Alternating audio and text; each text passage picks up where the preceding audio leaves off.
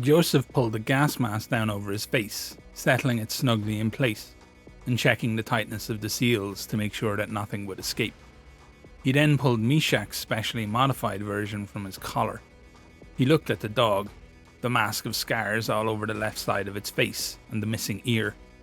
The red bandana around his neck was Meshach's version of the blood cloak, as all who had been injured in service of the brigade deserved their honours.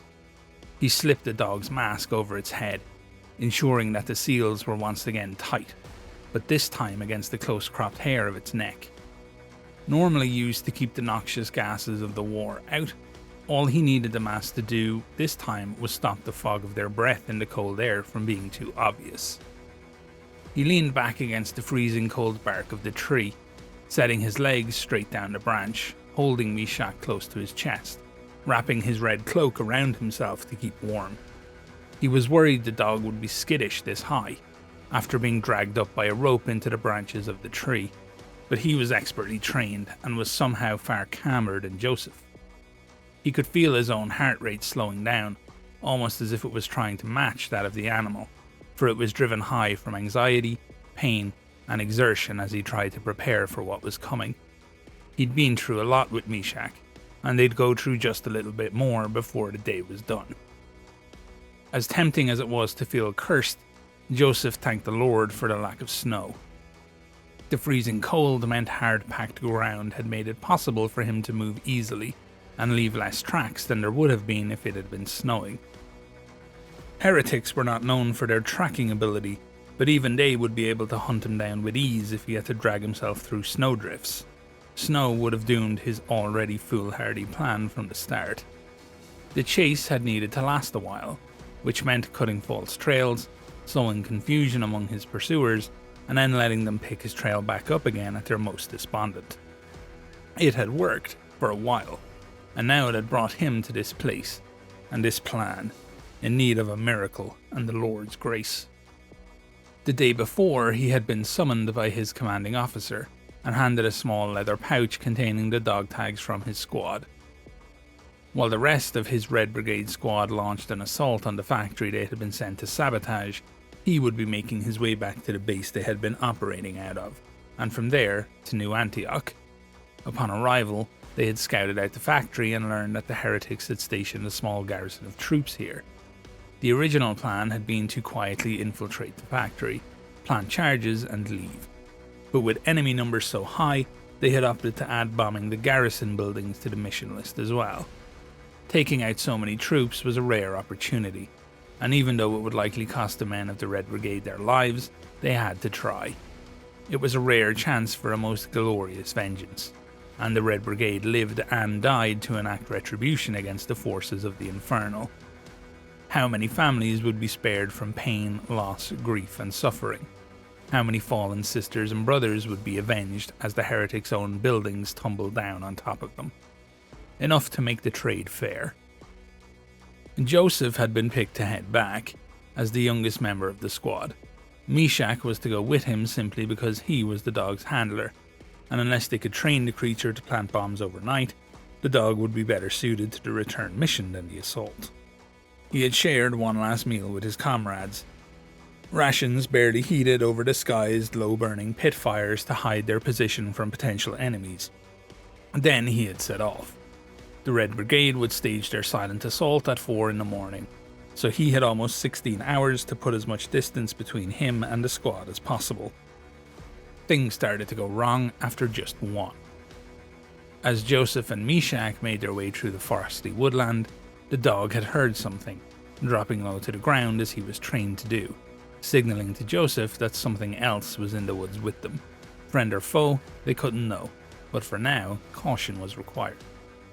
They moved slowly through the trees and scrub, avoiding the fallen branches that could snap, the sound carrying too far in the cold air and betray their position. Slowly they moved forward until Joeseph could see movement about 80 yards ahead. It was instantly obvious that the figures in the distance were not friendly, dressed in the telltale mismatched garb of a heretic squad. 8 of them in total, clearly on patrol, heading in the opposite direction to Joeseph. There was a good chance that they would walk right into the back of his squad. and while he fully expected his comrades to get the better of them, the risk of noise alerting some other patrol in the area and subsequently costing them the chance to assault the factory was just too great. His hand went to the small pouch he wore around his neck, feeling the edges of the smoothly machined dog tags through the supple material. He had been charged to get back to New Antioch, so that his friends' names might hang in a place of glory in the Chapel of Remembrance. There they would live on among the thousands of heroes of the Red Brigade that had given their lives for the greater ideal of New Antioch and the glory of the Lord. Yet, should he do nothing, he left his squad and the operation at risk, and there would be neither glory nor the joyous act of punishment against the forces of hell. He had to get their attention. He was confident he could lead them away, buying his fellow soldiers the time they needed. Joeseph had always been the best runner in his village, winning every race as a child. He had excelled as an athlete, and was easily the best distance runner in the Antioch Games, bringing victory to his barracks 2 years in a row, even against the hardy Prussians who were famous for their physical prowess. As for Meshach, the dog could run forever, and never seemed to tire. They would lead the heretics on a merry chase, then slip away into the woods. As risky as it was, he crawled as close as he dared to his enemies until he could just about hear their chatter. They didn't seem too concerned about anybody possibly finding them, and they were not keeping adequate watch, making it easier for Joeseph to make his approach. He took his bolt action from his back, checking the weapon and taking a cartridge from one of the pouches at his waist. He slotted it into the chamber, then carefully slid the bolt home. He placed the bolt action against a tree, then took 2 grenades, the only ones he had, from another pouch. Finally, he took his pistol from its holster, laying it on a fallen log in front of them. The bolt action was the most important shot. Firing it first, he would be able to take his time, and hopefully take out one of the heretics. The grenades were just for shock factor.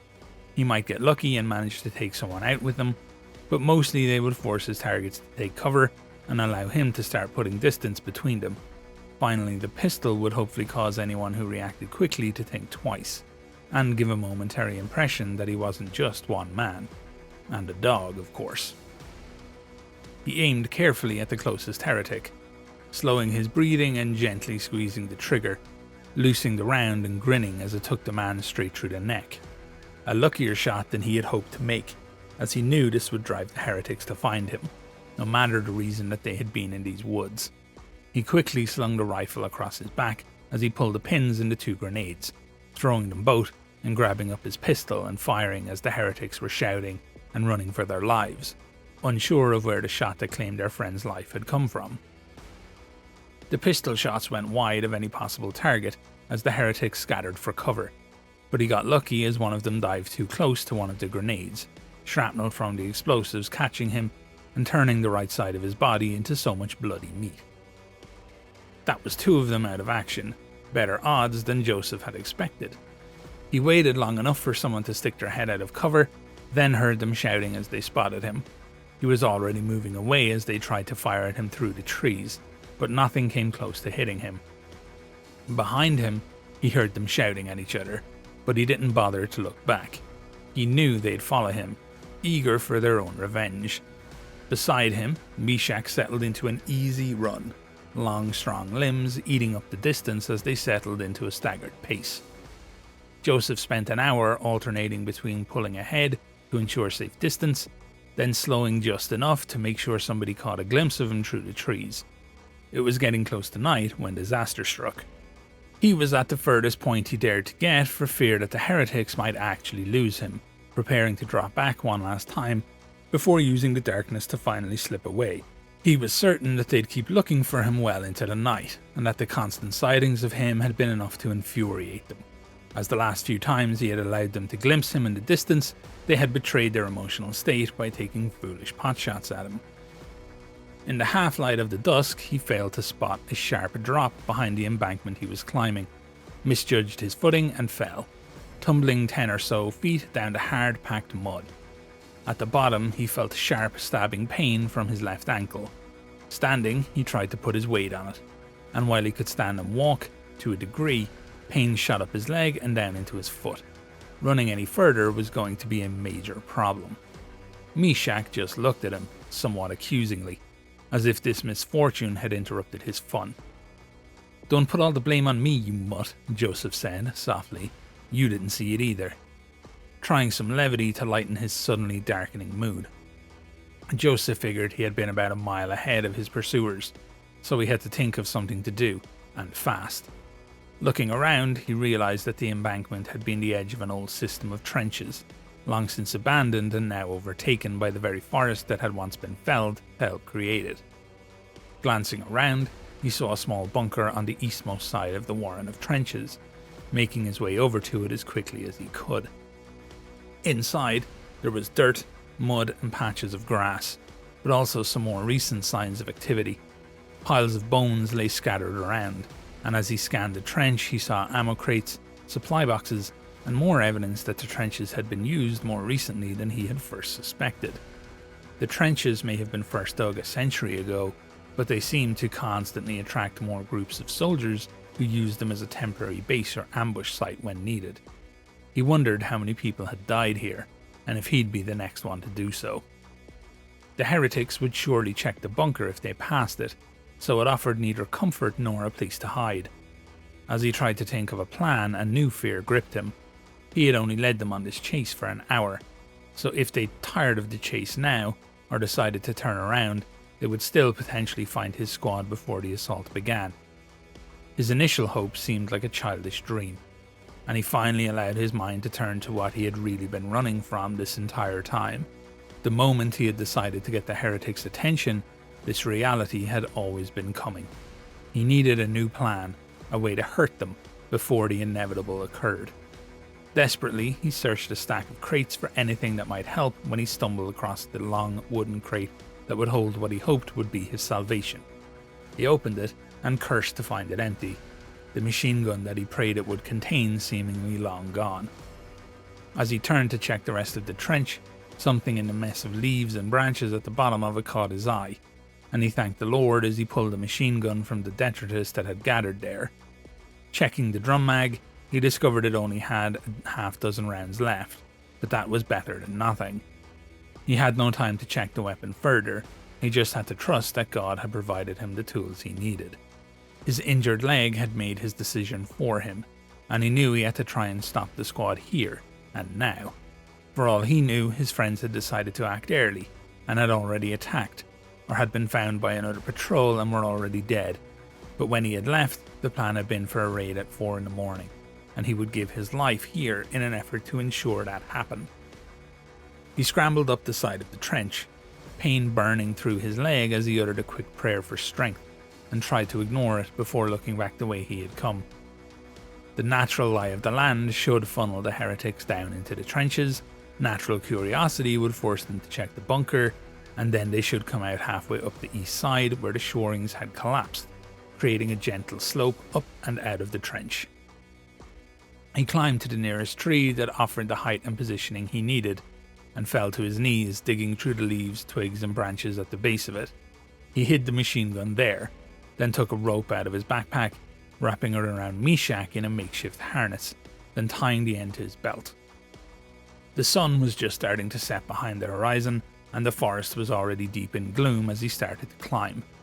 His twisted ankle was in agony as he made his way up the tree, the injuring making progress a painful process, finally reaching a suitable branch about 20 feet up.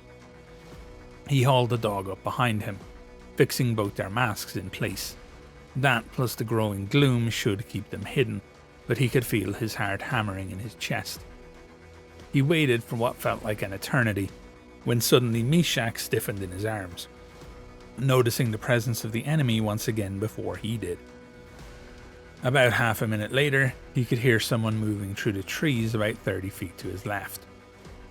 His pursuers had spread out in a wide line, covering plenty of the woods, eager to not lose him in the growing darkness. Against the odds, they had stuck to this formation when they hit the trenches, only 2 of them coming down into the warren to check the bunker, and he assumed 2 more had gone to the north and 2 to the south. He took this as a little bit of divine providence, a balancing of the scales for his ankle, waiting for them to pass by and get about 30 feet ahead before swiftly lowering Meshach on the rope. With the other end tied off to the branch, he shimmied down, then cut the makeshift harness from Meshach with his combat knife. The dog crouched low beside him, and he sent it off in the direction of the two heretics, knowing it wouldn't attack until it heard a gunshot. He dragged the machine gun from the pile of leaves as the clueless heretics walked in front of him, then braced it against a fallen log before pulling the trigger. A single bullet left the barrel before the weapon jammed, whatever dirt had gotten into the mechanism while it sat in the trench proving to be too much. The heretics span, the bullet hitting neither of them, both of them bringing up their own weapons, but it was already too late for the one on the left. Meshach hit him right as he turned, the dog's powerful jaws closing around his throat as they both went down in a heap. The other heretic seemed torn between firing at Joeseph or helping his squadmate, his indecision proving to be fatal. With practiced speed, Joeseph had his bolt action off his back, a cartridge slipped from his belt pouch, and his loaded weapon to his shoulder in the scant seconds of confusion that swamped the heretic. They had gone from hunting their prey to suddenly being attacked, and Joeseph felt lucky that this one at least seemed lacking the training and experience to think quickly when surprise came his way. He gently squeezed the trigger, feeling the bullet leave the end of his rifle, and instantly seeming to punch through the chest of his enemy 40 feet away. The man fell backwards, a rose of blood blooming on his jacket, dead before he hit the frozen mud. Meshach tore at the neck of his victim, a savage, powerful wrenching action that pulled the flesh away from the body, leaving the heretic drowning to death as his blood pooled in the ruined mess that had been his throat. It was quick and brutal, as Meshach was trained to do. The dog trotted back to Joeseph, blood all over its mouth and chest, single ear back and senses high as the attack dog longed for more. Joeseph knew that they were still painfully outnumbered, but any bit of discipline in the enemy was something he could now use against them. He limped south, toward the bunker. If his enemies had been evenly spread out, it would provide cover and a potential ambush spot for the troops to the south. And the ones from the north would likely move slowly after finding their dead friends. With luck, he could stagger them and not have to face them all at once. As he arrived in the bunker, he could see two more heretics breaking from the trees to the south. Whatever kind of search line they had been using, there seemed to be little organization to it, and Joeseph once again felt lucky that these heretics seemed more like conscripts than well-trained military men. There was little evidence of training among them so far, but he couldn't take it for granted that some of them didn't know what they were doing. Unfortunately, his ankle was in agony, and he was not confident he could move fast enough in the open to fight them. He only had one choice now. He had to draw them here, and use this bunker for cover. He put another cartridge in the bolt action, aiming for the bigger of the two distant enemies, and fired. The bullet hit the big man, but only in the shoulder. No killing shot this time. And both men dived to the ground, taking cover in the frosty grass, and Joseph's heart sank as he heard shouting from the north. More heretics. They had made it here much faster than he hoped, and it seemed their badly staggered search line was finally working in their favour, as the two tasked with the northern end had not strayed too far. He cast his eye out the door, but couldn't see anything, just the line of the trench as it ran to the north. Meshach bristled with anticipation, waiting for the order to attack. Joeseph drew his pistol, his hands subconsciously going to the bag of dog tags around his neck once more. If the enemy had grenades, he was done for, as all they would need to do is roll them in the doors or the firing slits. He couldn't risk taking a look to the south to see where those two enemies were, and he couldn't see anything up the trench line to the north, so all he could do was wait. With his dagger in one hand and his pistol in the other, he sank back against the rear wall of the bunker where the gloom was deepest, hoping to take as many with him as he could when they finally came for him. He looked at Meshach, the dog beside him, muscles coiled tight like a spring. He felt sorry, for while he got to make his own decisions about his death, the dog had little say in things, and a good soldier deserved better than that. Suddenly, he heard scrambling and sliding from the doors to the north and south, as they attempted to drop down into the trenches and rush him as a group. Blessedly, they had no grenades, and appeared too stupid to slowly make their way through the trenches from the north and the south. With no choice but to get down into the muck with him, they had opted for the most foolish way to do it, and simply dropped down into the trenches. The sun was almost down by now, the gloom turning to a deep inky blue, and Joeseph commanded Meshach to hit the southern door, as he turned to the north. He could just see the shapes coming in, weapons in hand, and he raised his pistol and fired twice, the bullets catching the oncoming heretic in the collarbone and the mouth, right as he fired his own weapon, the shots ringing out deafeningly loud in the bunker. He felt a burning in his left shoulder, but had no time to wonder how bad the wound was. Not bad enough for him to drop his dagger, which was all that mattered. He heard a dull screaming from behind, and he knew Meshach had another one of them down, but then the last two were almost on him. The second figure at the southern door, the big man he had shot in the shoulder, ignored his screaming friend, filled with rage at Joeseph and eager to hurt him. Blessedly, they couldn't shoot, for fear of hitting each other as they came at him from north and south, but they were both big men, and they rained heavy blows down onto him. His armour was not as plentiful as some of his comrades. As a scout and runner, some sacrifices had to be made, but he felt the blows crash into him. His head rang as a fist connected with his helmet, and he could feel hands trying to close around his throat as fists crashed into his stomach and ribs. He tried to bring his pistol to bear, but he lost it in the struggle, and he felt his heart would explode, it was beating so fast. All he could hear was the two heretics screaming at each other, each one willing the other to land a fatal blow and kill him. Too late, he realized that one had a knife, and he felt the dull, sick ache of steel entering his body just under the ribs on the right side. The cold shock of it settled in quickly, and he knew he should be scared, but instead he raised his own dagger, driving it swiftly into the face of an attacker.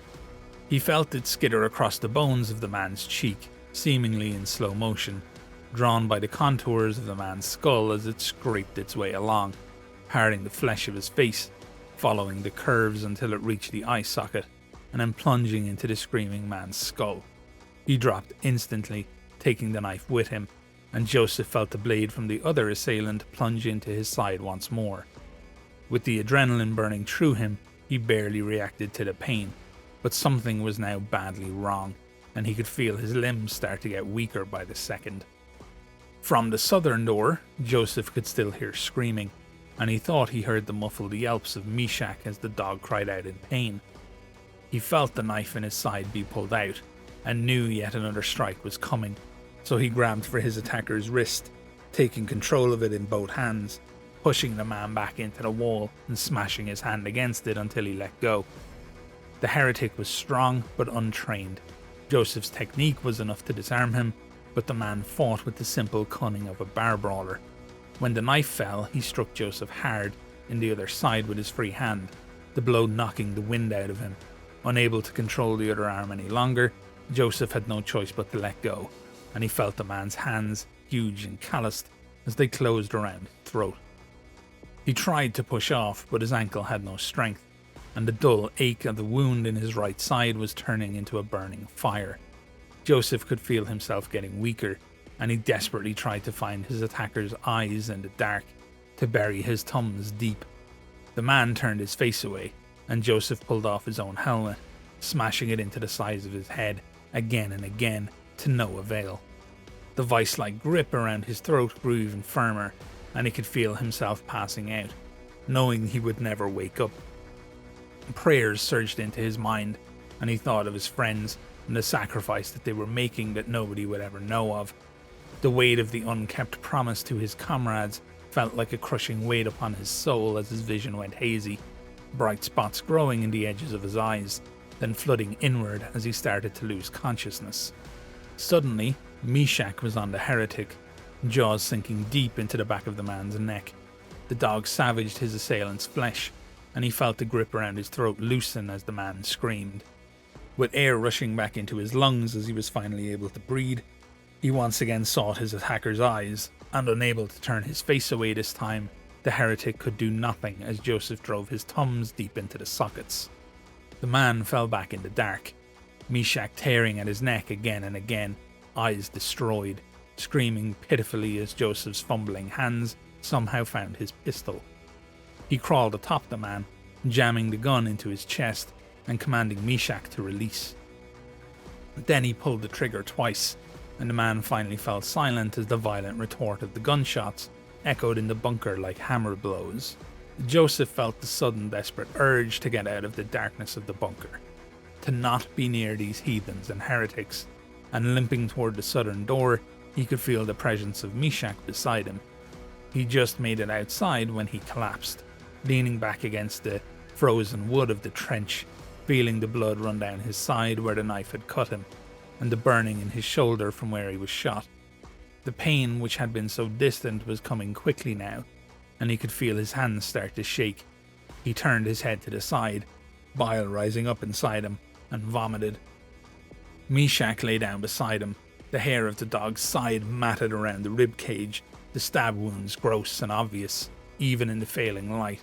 On the other side, the heretic Meshach had taken down and that had stabbed him, whimpered, still alive, somehow, despite the fact that half his face was missing, torn away by the dog's iron-like jaws. From within the crimson mask of his destroyed face, his eyes somehow remained clear of blood, gazing up at the soon-to-be night sky, wide with their private terrors. Afraid to look at the wound in his side, or Meshach's, Joeseph instead leaned over and looked into the eyes of the dying man. Quietly, the heretic was mumbling to himself, all his life's regrets spilling out of him as quickly as his blood did. "I'm sorry for my sins. I beg forgiveness for them. I was led astray." It was then that Joeseph noticed how young the man was, without even the first stubble of true adulthood on his chin. He couldn't be more than 16 years old, about the same age Joeseph had been when he arrived in New Antioch to sign up for the Duke's army. Suddenly, the heretic's eyes locked on to Joeseph, seeming to see him for the first time. "If I am sorry, will God forgive? Do you think he could find the grace to absolve me?" The words came out slurred, the boy lost in a world of his own pain. Joseph's eyes fell to the heretic's combat knife that lay beside him on the frozen mud, the one that he had used to stab Meshach as the dog tore his face off. "No," said Joeseph simply. He raised the knife, held it in his bloody hand, then slid it gently into the boy's sternum, pushing it slowly up, under the ribs, and into his heart as the heretic whimpered one last time and finally died. He got to his knees, pulling off the boy's jacket, then his shirt, and tearing them into strips, wrapping them around Meshach, who lay unmoving at the bottom of the trench. The dog's breath came in ragged gasps, and he rubbed the hair of his neck, leaning down against the pain in his ribs to kiss the dog's head. "Thank you, Meshach. Thank you, my friend." He somehow managed to get his hands under the dog, grunting painfully as he lifted him to his chest, then stood, making his way down the trench before turning up the shallow embankment, leaving the charnel house the bunker had become behind them. As he walked into the woods, he thought of all the tests that he had faced, and the luck he had enjoyed, and the mistakes that he had made. God was testing him, he decided, showing him the horror of his own weakness and the beauty of sacrifice. Victory against the heretics in the name of the militant Christ the Lion was worth any price. Even Meshach, his faithful friend, knew that.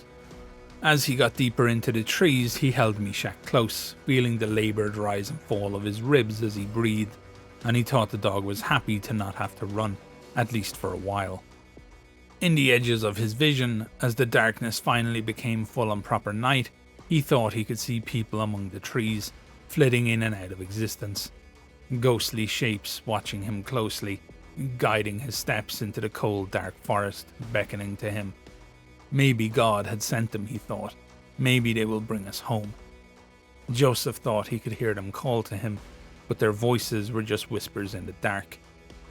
After just a dozen more steps, enough of his blood had finally left him, and his faltering march towards New Antioch turned into a stumble, and he fell face down into the leaves, Meshach unmoving beneath him. The blood cloak fell across them, as dark beneath the moonlight as the forest floor that welcomed them both, whilst all around them, the ghostly shapes rushed in. Captain Yves Baptiste sat and pored over his map. His team had searched every inch of this cursed forest and could not find the shrine that they had been sent here for. He was fit to decide it didn't exist, or had been destroyed long ago, and certainly contained no artifacts as his order from the Synod had stated. A usually patient man, Baptiste only ever had his calm nature tested by two things: ill-tasting brandy and bad intel. He would give it 2 more days, and then it was time to head back to Gabriel's Rook for further orders. He had just made his mind up when the flap to his tent flew open, and Van Housen, his sergeant, charged in. "Sorry, Captain, but the men from Squad 1 have returned." "They just left earlier today. Have they found it?" Baptiste hoped that perhaps this mission was over, and they could be onto something with a bit more promise and peril. "No, sir. They found someone, a member of the Red Brigade. They heard gunshots and followed the noise, and found him just as he collapsed." "I didn't think anyone else was going to be active in this area," said Baptiste. "Where is he now?" "Unconscious in one of the tents, sir. Luckily the combat medic was with the squad. They patched him up as best they could and brought him straight here. He had considerable injuries." "What does Franklin think?" asked Baptiste as they walked out of the tent, following Van Housen toward a flurry of activity at the front of the makeshift camp. Franklin, their medic, had been a blessing to his squad. Whomever this member of the Red Brigade was, he was in safe hands. "He says they should pull through, sir. He thinks he got to them in time." "They? You said it was just one man, Sergeant." "Yes, sir. He had a dog with him. Franklin said he's no vet, but he thinks he can save the beast as well, sir."